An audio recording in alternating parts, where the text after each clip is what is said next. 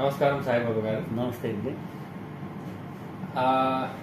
ఈ 2024 ఎన్నికల్లో జనసేన 21 స్థానాల్లో నిలబడి 21 స్థానాల్లో గెలుపొందింది.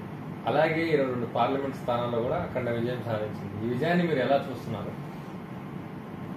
ఈ విజయానికి రాష్ట్రంలో ఒక 10 ఇయర్స్ నుంచి జనసేన పార్టీ నాయకుడు శ్రీ పవన్ కళ్యాణ్ గారు, ఆయనతో ఉన్నటువంటి మేము, అలాగే లక్షలాది మంది అభిమానులు అందరి యొక్క సంఘటిత విజయమే ఇవాళ 21కి 21 అనేది.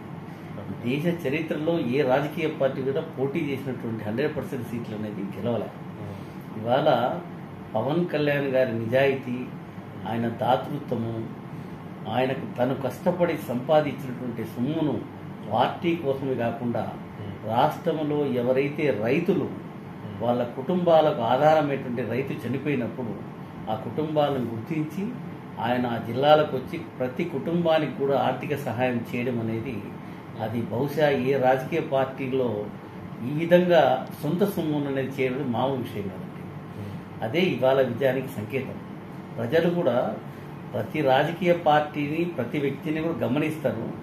గమనించిన వెంటనే వాళ్ళకు విజయం ఇవ్వకపోయినా కాలక్రమేణా వాళ్ళ యొక్క పద్ధతి విధానాలను బట్టే ఆ విజయం అనేది వస్తుంది. ఆ విజయమే ఇవాళ రాష్ట్రంలో జనసేన విజయం ఉంది.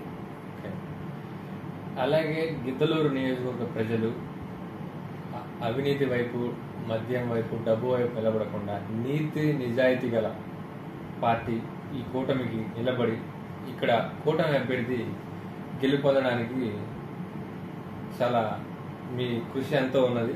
దీని గురించి మీరు ఏం చెప్తారు? నేను వ్యక్తిగతంగా చెప్పాలంటే ఆనాడు ప్రజారాజ్యం పార్టీ ఆవిర్భవించక ముందు చిరంజీవి గారు రాజకీయాల్లోకి రావాలని 6 నెలల ముందుగా నేను రాజకీయాల్లోకి ఎంట్రీ ఎన్నో కార్యక్రమాలు నియోజకవర్గంలో చేసి జిల్లా స్థాయిలో తిరిగి ఎంతో హార్డ్ వర్క్ చేశాము. అయితే ఆనాటి కృషి, ఆ ఫలితము, దాన్ని పట్టుకొని మేము కంటిన్యూయేషన్గా ఇంతవరకు కూడా కార్యక్రమాలు చేసుకుంటూ వచ్చాము. ముఖ్యంగా వచ్చేసి మీరు గమనించాల్సిన విషయము, గిద్దలూరు నియోజకవర్గం అనేది ఒక ప్రత్యేకమైనటువంటి నియోజకవర్గం. ఇది జిల్లాలో చిట్ట చివర, అట ప్రకాశం కావచ్చు, ఆనాడు కర్నూలు కావచ్చు, లేదా కడప జిల్లా కావచ్చు, ఈ 3 జిల్లాల్లో ఉన్నటువంటి ఈ నియోజకవర్గము చిట్ట చివర కొండలకు, నల్లమల్ల కొండలకు ఆనుకున్నటువంటి నియోజకము. ఇక్కడ వ్యవసాయము తప్ప, ఆ వ్యవసాయం కూడా వర్షం పడితే తప్ప పండేటువంటి పరిస్థితి లేదు. ఇటువంటి ఏరియాల నుంచి ఈ ప్రజలు దేశ సరిహద్దుల కాశ్మీర్ వరకు కూడా వెళ్ళి ఆర్మీలో పనిచేసి గవర్నమెంట్ ఇచ్చినటువంటి దాంతో చాలా జాగ్రత్తగా వాళ్ళ కుటుంబాలను నడుపుకుంటూ ఉండేటువంటి నిజాయితీ గలటువంటి ఏరియా గిద్దలూరు ఏరియా.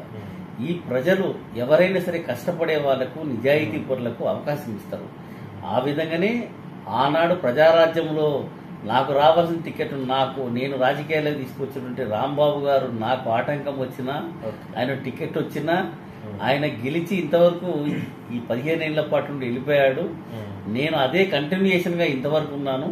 ఇప్పుడు నాకు టికెట్ రాకపోయినా కూడా అధ్యక్షుల వారి మాటను శిరసా వహించి పార్టీ కోసం ఇన్ని సంవత్సరాల నుంచి నేను చేస్తూ ఉన్నాను.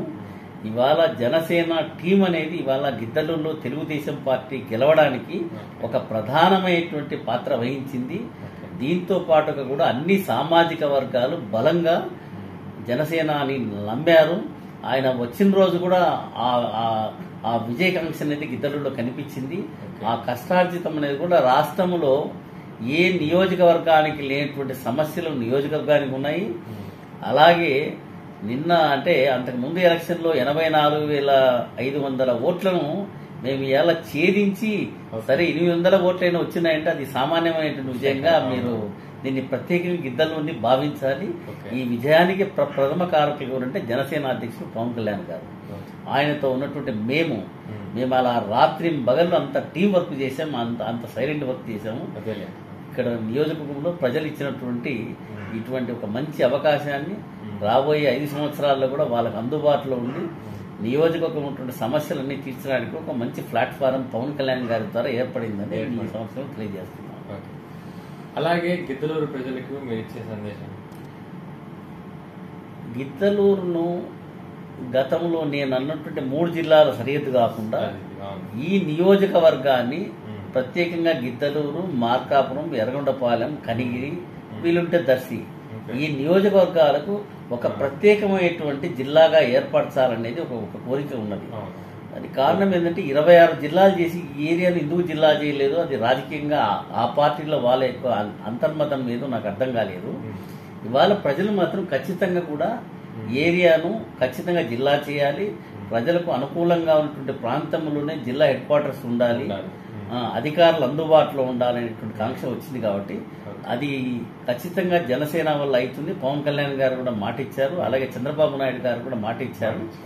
సమిష్టిగా ఈ 2 పార్టీలు ప్రజలకు అందుబాటులో ఉండి ఖచ్చితమైనటువంటి ఒక మంచి కన్వీనియంట్ గా చేసి ఈ ఏరియాను డెవలప్ చేస్తారని ఆశిస్తున్నాను. అలాగే జిల్లా ప్రస్తావన వచ్చింది కాబట్టి మీకు పశ్చిమ ప్రాంతం మార్కాపురం జిల్లా జనసేన పార్టీ అధ్యక్షుడిగా ఇవ్వబోతున్నారని పార్టీ వర్గాల్లో మీ పేరు బలంగా వినిపిస్తుంది. దీనిని మీరు ఎలా చూస్తున్నారు? దీన్ని ఒకవేళ వస్తే, ఆ ఛాన్స్ వస్తే మీరు దాన్ని స్వీకరిస్తారా లేదా? వస్తే తప్పనిగా స్వీకరిస్తాను. నేను యాక్చువల్గా లాస్ట్ ఎలక్షన్స్ లో కూడా నేను జిల్లా ప్రెసిడెంట్ గా చేద్దామనేటువంటి ఆకాంక్ష ఉన్నది, కానీ కొన్ని పరిస్థితుల ప్రభావం వల్ల అది తప్పినా పార్టీ కోసం నేను ఎంపీగా కంటెక్ట్ చేసినప్పుడు కూడా జిల్లా స్థాయిలో కార్యక్రమాలు చేశాను. నాకు ఆ విధంగా సర్కిల్ ఏర్పడింది. నేను అందరికీ అమిగబుల్ అయిన వ్యక్తిని ఎక్కడ కాంట్రావర్సీ చేయడం కానీ అటువంటి భావం లేకుండా నియోజకవర్గానికి నేను అందుబాటులో ఉన్నాను. ఈసారి అవకాశం వస్తే తప్పనిసరిగా చేస్తాము. ఒకటి పార్టీలో ఉన్నాం కాబట్టి కేవలం ఒక పదవి వస్తేనే చేయాలని కాదు, అది ప్రతి నియోజకవర్గాన్ని కూడా నేను గిద్దలూరుగా ట్రీట్ చేసిన తప్ప ఇది గిద్దలూరు కాదు అనేటువంటి దూరంలో ఎక్కడ దేనికి వెళ్ళి ఎవరు పిలిచినా ఏ కార్యక్రమం పిలిచినా ప్రోటోకాల్ ఫాలో అయితేనే నేను చేసిన గతంలో కూడా నాకు ఆ సర్కిల్ కూడా ఉంది. అలాగే పవన్ కళ్యాణ్ గారు పిఠాపురంలో భారీ మెజారిటీ అంటే 70,000 మెజారిటీతో గెలుపొందారు. మొదటి స్పీచ్ అసెంబ్లీలో ఉంటుంది అనుకుంటే మోడీ గారి పక్కనే పార్లమెంట్ లో స్పీచ్ అనేది వచ్చింది. దాన్ని మీరు ఎలా చూస్తారు? అంటే నా కాన్సెప్ట్ ఏంటంటే ఇవాళ దేశ నాయకులు అందరినీ నేను వేరే విధంగా కాదు, కానీ ఇప్పుడు ఉన్నటువంటి నాయకత్వం ఆంధ్రప్రదేశ్లో ఒక గొప్ప మహానుభావుడు ఎవరంటే పవన్ కళ్యాణ్ గారు. నీతి నిజాయితీ, తన కష్టార్జితం, తన విధానాల ద్వారా పార్టీ పెట్టాడు. పార్టీ పెట్టింది పదవి అనుభవించడానికి కాదు, ప్రజలకు సేవ చేయడం కోసం. ఆ లైన్లో నుంచే పార్టీ ఇవాళ అధికారంలోకి వస్తుంది. కానీ మనం ఏదో చేద్దాము, ఈ గంటలు అయిపోవాలి ఈ ఊరికని కాకుండా ఇవాళ భారతదేశంలో కూడా జనసేన పార్టీ ఆనవాళ్ళు ప్రతి రాష్ట్రంలో ఉండాలని కోరుకునే వాళ్ళు నేను ప్రప్రథం. నేను ఆ లైన్ చెప్పడం కూడా చాలా అర్థం ఉంది. అంటే హాఫ్ ద రికార్డ్ చెప్పాలంటే నేను ప్రజారాజ్యం కనుక రాకపోయింటే నేనే ఒక రాజకీయ పార్టీ పెడతామని ప్లాన్ చేసుకున్నాను. రాష్ట్రంలో ముఖ్యులతో అంతా ఫైల్ తెప్పించాను, మొత్తం అంతా డ్రాఫ్ట్ రాసుకున్నాను. ఒకరోజు ఆంధ్రజ్యోతిలో చిరంజీవి గారు వస్తున్నట్టుగా ఐటమ్ పెట్టడంతో దానికి కారణమైన వ్యక్తి కూడా చిత్తూరులో టికెట్ తీసుకుని ఆయన సరే ఆనాడు కూడా చేశాడు.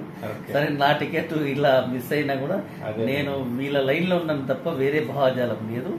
ఏదైనా ఒక మంచి భావజాలము, ప్రజలకు అందుబాటులో ఉండే వ్యక్తులు, నాయకత్వాలు అవన్నీ దేశవ్యాప్తంగా అన్ని రాష్ట్రాల్లో ఉండాలని, దేశ ప్రజలంతా కూడా డెవలప్ కావాలనేటువంటి కోరుకునేటువంటి వ్యక్తిని. ఎందుకంటే మా జయనారాయణ గారు, బెల్లంకొండ సాయన్న గారు స్వాతంత్ర సమరయోధుడు. సరే ఆనాడు కాంగ్రెస్ పార్టీలో ఉండి తర్వాత కొంత ఇక్కడ ఉన్నటువంటి పరిస్థితులు చూస్తే మళ్ళీ పార్టీలోంచి బయటకు వచ్చి స్వాతంత్రం తర్వాత వాళ్ళు జైళ్లలో ఉన్నారని చేశారు. తర్వాత సొంత పార్టీగా మళ్ళీ కమ్యూనిస్ట్ పార్టీని ఇక్కడ ఫౌండేషన్ చేసి సుబ్బయ్య గారిని అనుకోకుండా ఆయన రాజకీయాలకు తీసుకొచ్చి ఆయన ఎమ్మెల్యే చేసి తర్వాత మా జయనారాయణ గారు ఆ రోజుల్లో ఆయన ఎంపీగా ట్రై చేశాడు. జగరెడ్డి బాలరెడ్డి గారితో ఇబ్బంది అయింది. తర్వాత మా ఫాదర్ 2 సార్లు అసెంబ్లీ కంటెక్ట్ చేశారు. తర్వాత అంటే మేము ఒక నిజాయితీ అయినటువంటి లైన్ లో ఉన్నాం తప్ప ఒక అవినీతి కానీ ఒకళ్ళ దగ్గర డబ్బులు తీసుకోవడం కానీ మోసం చేయడం కానీ మా కుటుంబాల చరిత్ర లేదు. మేము అప్పటి నుంచి కూడా 3 తరాల నుంచి కూడా ఆ భావజాలంలోనే ఉన్నాము.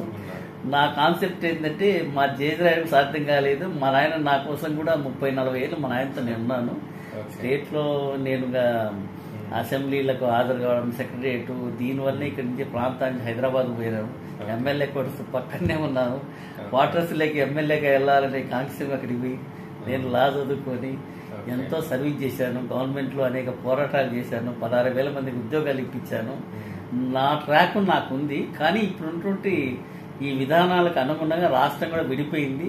ఈ విడిపోయిన పరిస్థితుల్లో ఆంధ్రప్రదేశ్లో చాలా సమస్యలు ఉన్నాయి. ఇవన్నీ కూడా ఈ ప్రభుత్వంలో ప్రజలకు అందుబాటులో అన్ని సమస్యలకు సాల్వేషన్ చేసుకుంటూ నేను పవన్ కళ్యాణ్ గారితో ఆయన పార్టీతోనే లైఫ్ లాంగ్ ఉండి చేయాలనేది ఆకాంక్ష. చూద్దాం, ఆయన ఏది ఆదేశిస్తే అది చేస్తున్నాడు. అలాగే ప్రధాని నరేంద్ర మోడీ గారు సైతం పవన్ కళ్యాణ్ గారిని మెచ్చుకునే విధంగా ఈ రోజుల్లో ఇప్పుడైతే నడుస్తుంది, ఒక ట్రెండ్ గా నడుస్తుంది. ఆ నార్త్ మీడియాస్ కూడా మన పవన్ కళ్యాణ్ గారిని జనసేన పార్టీని కూడా చాలా విస్తృతంగా చూపిస్తున్నాయి. దీన్ని మీరు ఎలా చూస్తున్నారు సార్? అది ఇవాళ దేశ స్థాయిలో ఒక పవన్ కళ్యాణ్ గారు, ఆయన విధానాలు, ఆయన కష్టపడేటువంటి తీరు, ఆయన రాజకీయాల్లో ఒక కొత్త ఒరవడి, అంటే సేవ చేయడం కోసమే రాజకీయాల్లోకి వచ్చినాము, స్వార్థం కోసం కాదు అనే దాంట్లో ఆయన వ్యక్తిగతంగా ఆయన నుంచి ఇవాళ రాష్ట్ర ప్రజలంతా కూడా ఆదరించడం అనేది మామూలు విషయం కాదు. ఈ స్ఫూర్తి అనేది మోడీ గారు గ్రహించారు. అందుకే కష్టపడిన వ్యక్తికి నువ్వు మంచి చేస్తే మంచి చేసినామని చెప్పడంలో చాలా అర్థం ఉంది.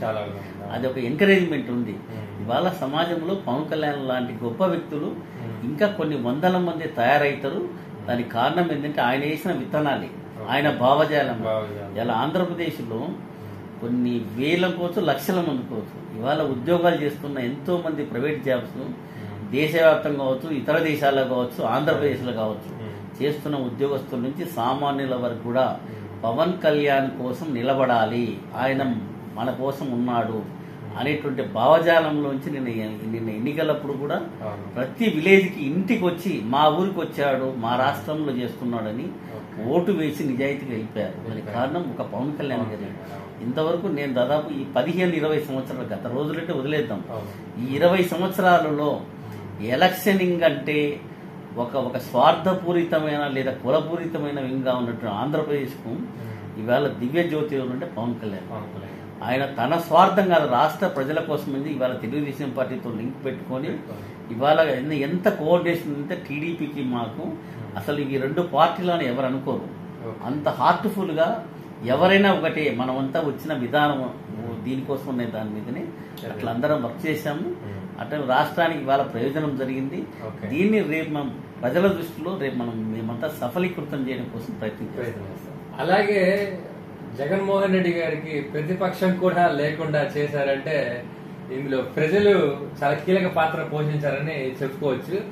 దీన్ని మీరు ఎలా చూస్తున్నారు? అసలు ఊహించారా ఈ అనూహ్యమైన రిజల్ట్ ని? 11 సీట్లకి పరిమితం చేశారు జగన్ గారిని. ఆయన ఏదైతే లాస్ట్ ఎలక్షన్స్ లో 151ని మిగతా ఉన్న 23 టీడీపీని కూడా బద్దలు చేసుకున్నారు. ఈవెన్ ఒక రెస్పెక్ట్ లేకుండా నేను దాదాపుగా చెప్పాలంటే నేను భవనం వెంకటరామ్ గారు సీఎం గా ఉన్నప్పటి నుంచి ప్రతి సీఎం ప్రమాణ స్వీకారానికి హైదరాబాద్ లో మా ఆయనతో వెళ్ళాను. నేను అన్ని మీటింగ్, ఇందిరాగాంధీ గారి సభలకు, రాజీవ్ గాంధీ సభలు అన్ని వెళ్ళాను ఆ రోజుల్లో.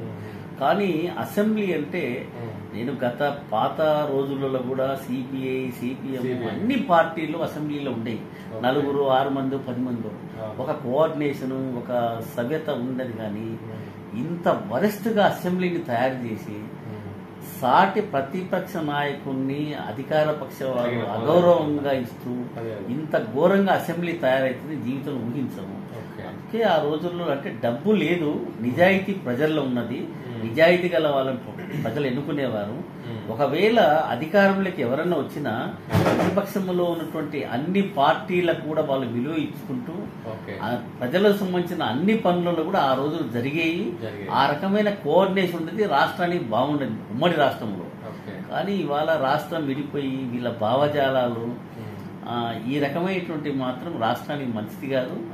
ఇలాంటి విధానాలన్నిటి కూడా స్వస్తి పలికి పవన్ కళ్యాణ్ గారు. అందుకే స్వార్థం అనేది ప్రజల కోసం తప్ప వ్యక్తిగతం కాదు, ఇది మన కోసం కాదనేటువంటి భావజాలాన్ని ఇవాళ కొన్ని లక్షల మంది యువతలో పవన్ కళ్యాణ్ గారు ప్రవేశించారు. ఇది రాష్ట్రానికి చాలా ప్లస్ పాయింట్. ఇంకో విషయం చెప్పాలి, గిద్దలూరు సీటు జనసేనకు రావాల్సింది కూడా కూటమి అభ్యర్థి తెలుగుదేశం పార్టీ అశోక్ రెడ్డి గారికి త్యాగం చేశారు. ఈ గెలుపు ఖచ్చితంగా పవన్ కళ్యాణ్ గారి పాత్ర, అలాగే మీ సాయిబాబు గారి పాత్ర, మీ పాత్ర కూడా ఖచ్చితంగా ఉంది. అసలు మీ వల్లే ఇక్కడ గిద్దలూరు నియోజకవర్గంలో కూటమి అభ్యర్థి గెలవడానికి కారణాలని ప్రజలు కూడా చెప్పుకుంటున్నారు. దీన్ని మీరు ఎలా చెప్తారు సార్? అంటే ఇక్కడ ప్రకాశం జిల్లాలో గిద్దలూరు తర్వాత దర్శి, ఈ రెండు నియోజకవర్గాలు కాపు సామాజిక వర్గాలు అత్యధిక సంఖ్యలో ఉన్నాయి. మిగతా దాంట్లో 20,000, 30,000, 40,000 ఉండదు సామాజిక వర్గ పరంగా ఉన్నాయి. ఇదేంటంటే ఒకటి బ్యాక్వర్డ్ ఏరియా, వితౌట్ వాటరు, ఏదైనా గవర్నమెంట్ ఉద్యోగస్తుడు తప్ప ఇక్కడ ఎవరు ఉండరు. సంపాదించుకోవాలంటే హైదరాబాదు, బెంగళూరు, మెడ్రాసు లేదా ఉద్యోగాల కోసం బయట పోయి వాళ్ళు సంపాదించుకొని ఇంటికి 5,000, 10,000 పంపిస్తే వీళ్ళు బతకాలి, వాళ్ళు అక్కడ బతకాలి. ఇలాంటి ఏరియాలో ఇక్కడ ఉన్నటువంటి సామాజిక వర్గాలు కానీ, బ్యాక్వర్డ్ క్యాస్ట్ కానీ, ఎస్సీ ఎస్టీలు కానీ, మైనారిటీలు కానీ వీళ్లను ఏదైనా సమస్య వస్తే ఆదరించేటువంటి రాజకీయ పార్టీ కావాలి, రాజకీయ నాయకుడు కావాలి.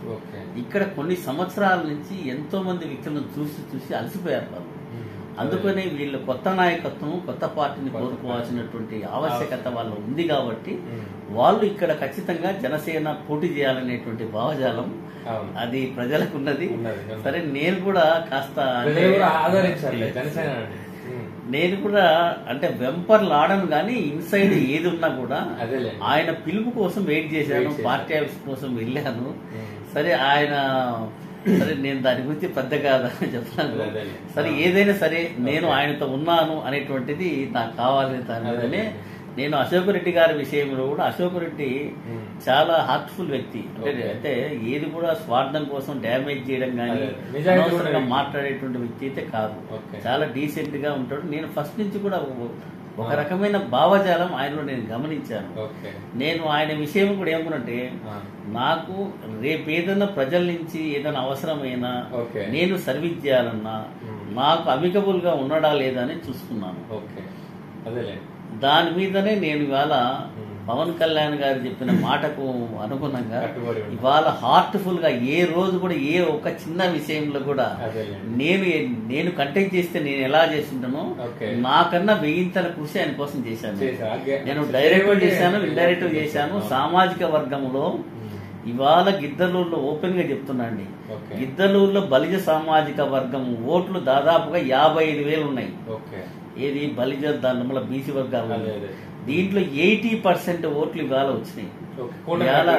ఇవాళ కావడం ప్రథమ కారకులు ఎవరంటే పవన్ కళ్యాణ్ గారు. ఆయన గిద్దలూరు రావడం, నేను నిలబడ్డం, ఆ రెండు కృషే ఇవాళ అశోక్ రెడ్డి గారి విజయం. దానికి మళ్ళా మిగతా కులాలు కూడా ఎవరి లెవెల్లో వాళ్ళు టీం వర్క్ అంతా అయినాము. ఎవరి వర్క్ ఎవరు ఏం చేయాలో ఎంత ఎవరి కూడా డివైడ్ చేసుకున్నాము. ఇవాళ ప్రజలందరి సహకారంతో ఇవాళ గిద్దలూరులో తెలుగుదేశం, జనసేన, బీజేపీ ఈ 3 పార్టీలు సంకీర్ణ ఫామ్ గా ఉంటే ఇది మామూలు విషయం కాదు.